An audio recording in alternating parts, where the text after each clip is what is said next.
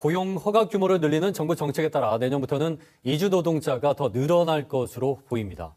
안녕하세요. 사회복지와 인권 수업의 이주 노동자 관련 주제를 다루게 된 인권팀입니다. 주제 선정 기후로는 먼저 필리핀 가사 도우미의 이슈와 최근 이주 노동자의 인구가 증가하여 우리 사회의 중요 문제로 떠오르며 관심을 가지게 되어 이주 노동자 주제를 선정하였습니다. 이주 노동자 권리 협약에 대해 먼저 설명드리겠습니다. 이주 노동자 권리 협약 전문에는 이주 노동자의 권리를 보호하기 위한 조약인 것을 알려주며 제1호 1항에서는 적용 대상을 모든 이주 노동자와 그 가족으로 규정하였습니다. 다음으로 이주 노동자 중 가사관리사에 대한 인권 침해 사례에 대해 설명해드리겠습니다. 법률상의 문제로 근로기준법 제11조 1항, 최저임금법 제3조 1항, 산업재해보상보험법 시행령, 제2조 1항 4호 3가지 모두 가사노동자가 포함되지 않으며 산재보험에도 가입이 되지 않습니다. 또한 가사근로자의 고용 개선 등에 관한 법률이 제정되었지만 인증받은 가사서비스 제공기관에 고용된 가사근로자에 한해 적용이 되는 점에서 이주 노동자는 포함이 되지 않습니다. 오늘 오전 필리핀 가사관리사 100명이 인천공항에 도착했습니다. 하루 8시간 주 5일을 일할 때 이들에게 지급되는 비용은 206만 원. 식비와 월세 등 체류비는 받은 월급에서 각자 해결해야 하는 만큼 충분한 금액이 아니란 목소리가 나옵니다. 반면 사용자 측 입장에선 전일제로 고용하면 지불해야 하는 238만 원의 비용이 부담된다는 의견이 많습니다.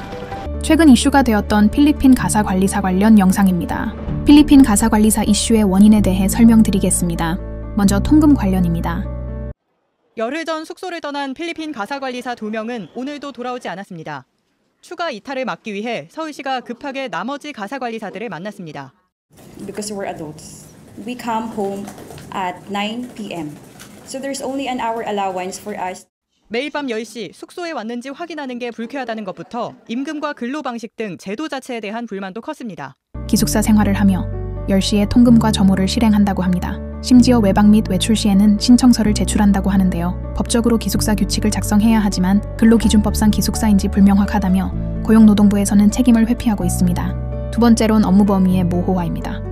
다음 달부터 국내 가정에서 일할 예정인 필리핀 가사관리사 100명이 어제 우리나라에 왔습니다.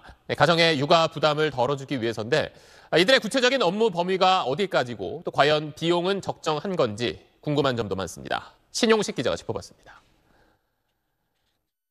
한국고용노동부와 필리핀 이주노동자부가 공동 작성한 가사관리사 가이드라인입니다. 의복 수발, 목욕, 청소, 요리 등 업무 범위가 적시돼 있습니다.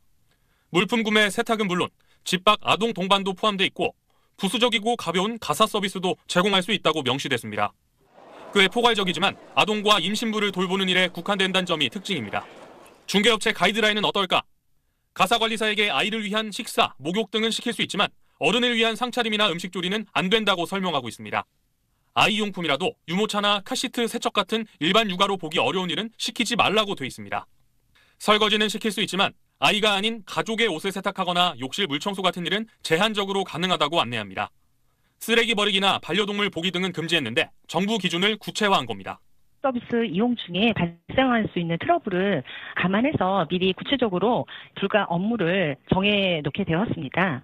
계약서에는 아이 관련 업무와 가벼운 가사 관리를 직무로 설정하고 있습니다.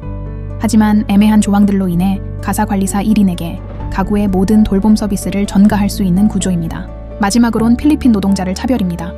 가사관리사라는 이름이 있지만 대부분의 기사에선 필리핀 이모님이라는 단어를 사용하며 나라의 인식을 낮게 평가할 수 있다는 이야기가 많이 등장하고 있습니다. 마지막으로 대안 제시입니다. 먼저 교육적 측면으로 이주 노동자 인식 개선 및 인권 침해 예방을 위한 교육을 진행하는 건데 고용주, 이주 노동자, 국민 모두에게 교육을 진행하는 것입니다. 최근 경기도에서 고용주 대상의 인권 증진 교육이 진행되었다고 하는데요. 여기서 더 확대를 시켜야 하며 이주 노동자를 위한 노동법률 교육을 더 확대, 인권 침해, 대처 방안 교육을 시키며 더불어 도움을 받을 수 있는 센터 교육을 실행해야 합니다. 국민에게는 현재 다문화 가정 아이 중심의 인식 교육에서 모든 아이에게 인식 교육으로 대상을 확장시키며 어릴 적부터의 교육을 진행하여 인식을 쌓아야 합니다. 다음으론 국가의 관심입니다. 서울시의 외국인 가사 돌봄노동 시범 사업을 위해 이달 초 입국한 필리핀 가사관리사 100명이 교육수당을 받지 못한 걸로 드러났습니다. 이들은 시범 사업 서비스 제공기관 2곳과 계약을 체결했고 매달 20일 임금을 받기로 했습니다. 그런데 20일 지급되어야 할 돈이 아직 지급되지 않은 겁니다. 이러한 일이 발생하지 않기 위해선 국가가 관심을 가져야 하며 이를 위해 구체적 방안으론 옆에 보이는 사진과 같은 다양한 언어로 계약서 변경, 지자체 가사 서비스 지원 사업을 국가 사업으로 확대, 공동훈련센터 구축을 통한 업무 표준화와 인력의 질 향상을 위해 노력해야 합니다. 마지막으론 이주노동자 권리협약의 비준 또는 이주노동자 관련 법률 제정을 해야 합니다. 현재 한국은 이주노동자 권리협약에 비준되어 있지 않는데요. 국제협약에 비준하여 이주노동자들의 존엄 및 자유를 보장하며 국가의 인권 존중 보호 실현을 지켜야 합니다. 지금까지 인권팀이었습니다. 감사합니다.